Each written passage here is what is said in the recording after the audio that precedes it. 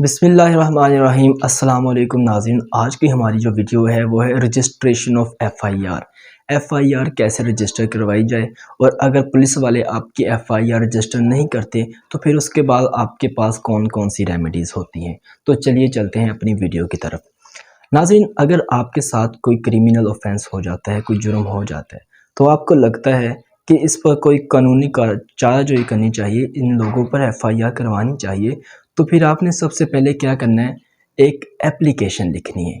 Application में आपने वो तमाम वाक़या लिखने हैं जैसे जैसे हुआ। इसमें ज़रूरी चीज़ें लिखनी है कि किस तारीख़ को ये वाक़या हुआ, किस वक़्त हुआ, कौन सी जगह पर हुआ, गवाहान लिखने हैं। अगर रात के वक़्त हुआ है तो सोर्स ऑफ लाइट लिखना है कि मैंने ये वाक़या कैसे देखा और किस किस ने ये ऑब्ज़र्व किया, और कोई वजह नात लिखनी। ये तमाम ज़रूरी इन्फॉर्मेशन लिखकर आपने वो एप्लीकेशन थाने में ले जानी है, पुलिस स्टेशन में, अपने करीबी पुलिस स्टेशन में लेकर वहाँ पर पुलिस वालों को दे देनी है। और नाज़रीन, एफ़आईआर दर्ज करवाते वक़्त आपने एक बात लाज़मी ज़हन में रखनी है कि आपका जो एफ़आईआर दर्ज करवाने का जो वक़्त है वो बहुत जल्दी होना चाहिए। जितना आप डिले करते जाएंगे एफ़आईआर दर्ज करवाने में, अपना मुकदमा दर्ज करवाने में, उतना ही आपका मुकदमा कमज़ोर होने के चांसेस होते हैं।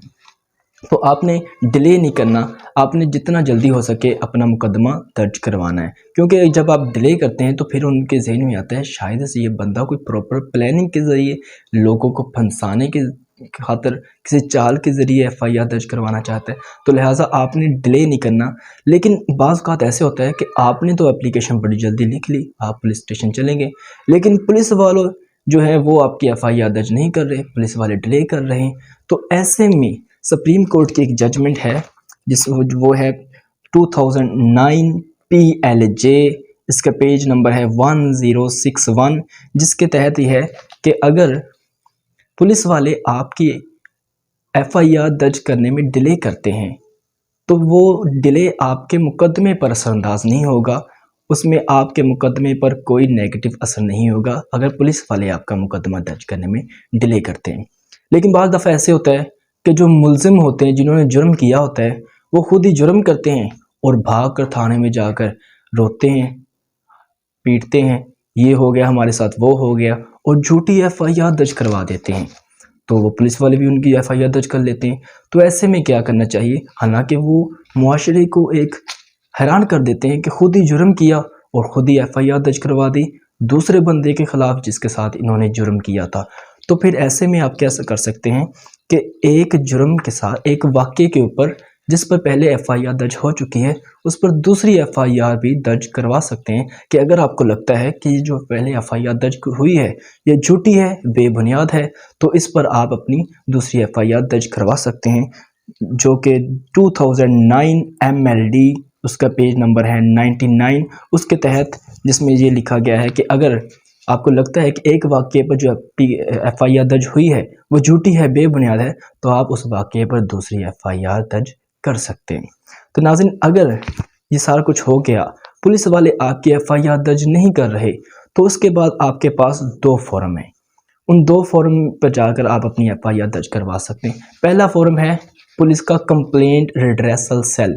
आप एसपी साहब के ऑफिस में जाएंगे, उनको अपनी एप्लीकेशन देंगे और बताएंगे सर ये सारा वाक़या हुआ है मेरे साथ और पुलिस वाले मेरी एफ़आईआर दर्ज नहीं कर रहे, तो वो आपकी एप्लीकेशन एक्सेप्ट करेंगे। अगर हफ़्ता 2 हफ़्ते में आपको कोई रिस्पॉन्स मिलता है तो वो वेल एंड गुड है। लेकिन अगर आप देखते हैं कि एसपी साहब ने भी कोई एक्शन नहीं लिया, तो फिर आपके पास दूसरा फॉर्म है, वो है सेशन जज। सेशन जज, एडिशनल सेशन जज साहब के पास ये इख्तियार होते हैं, जस्टिस ऑफ पीस के इख्तियार होते हैं कि वो आपकी एफ़आईआर दर्ज करवा सकते हैं सेक्शन 22A 22B ज़ाब्ता फौजदारी के तहत। वो आपकी एफ़आईआर दर्ज करवा सकते हैं, जिसमें वो पुलिस को कमेंट्स कॉल करेंगे, पुलिस वालों को बुलाएंगे कि वाक़ये पर कमेंट करें। अगर पुलिस वाले नहीं भी आते, वो आपकी एप्लीकेशन पढ़कर, आपको सुनकर पुलिस वालों को ये गाइड करेंगे कि इनकी एफ़आईआर दर्ज करवाएं। लेकिन जस्टिस साहब ने तो ऑर्डर दे दिए कि एफ़आईआर दर्ज करें, लेकिन पुलिस हठधर्मी भी होती रही है, एफ़आईआर दर्ज कर ही नहीं रही। तो फिर आपने क्या करना है, आपने फिर अगेन जस्टिस ऑफ पीस साहब के पास जाना है और वहाँ पर जाकर आपने कंप्लाइंस पटिशन फाइल करनी है।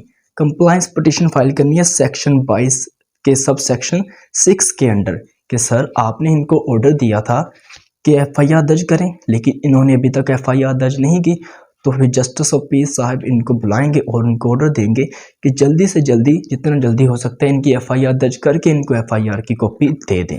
लेकिन जस्टिस ऑफ पीस सेशन जज साहब ने भी आपकी जो एप्लीकेशन है वो एक्सेप्ट नहीं की, डिसमिस कर दी कि आपका केस नहीं बनता। फिर उसके बाद आप क्या करेंगे? लेकिन आपको लगता है कि मेरा जो केस है इसमें FIR बनती है, तो फिर आप हाई कोर्ट में रिट फाइल करेंगे। हाई कोर्ट में रिट फाइल करेंगे, जस्टिस ऑफ हाई कोर्ट आपकी जो एप्लीकेशन है, रिट है, वो पढ़ेंगे। अगर उनको लगता हुआ कि आपकी FIR बनती है तो फिर वो ऑर्डर देंगे पुलिस वालों को कि इनकी FIR दर्ज करें। तो नाज़रीन, ये सारे प्रोसीजर है कि अगर पुलिस वाले आपकी FIR दर्ज नहीं करते तो फिर आप किन किन प्लेटफॉर्म पर जाकर अपनी FIR दर्ज करवा सकते हैं। अमूमन ऐसा होता है कि हम सिर्फ एप्लीकेशन लिखकर पुलिस स्टेशन चले जाते हैं, पुलिस वाले आपकी FIR दर्ज करते ही नहीं है, तो फिर हम वापस घर को लौट कर आ जाते हैं, क्योंकि हमें घर पता ही नहीं होता कि इसके आगे हमारे पास कौन कौन सी अपॉर्चुनिटीज़ हैं। और जिनको पता होता है वो आपको बताते नहीं, बगैर पैसों के आपको बताते नहीं। तो मैंने आपके साथ ये कंप्लीट इन्फॉर्मेशन शेयर कर दी है कि अगर पुलिस वाले आपकी FIR दर्ज नहीं करते और या झूठी FIR आपके खिलाफ दर्ज हो जाती है, तो फिर आप कैसे आगे मज़ीद अपने केस को प्रोसीड कर सकते हैं। तो नाज़रीन, ये थी सारी कहानी FIR दर्ज करवाने की। अगर आपको ये मेरी वीडियो अच्छी लगी है तो इसको लाइक कीजिएगा और अपने दोस्तों के साथ लाजमी शेयर कीजिएगा। और अगर आपको कोई मज़ीद FIR के रिलेटेड मालूमात चाहिए हो तो मुझे लाजमी कमेंट सेक्शन में पूछिएगा। शुक्रिया।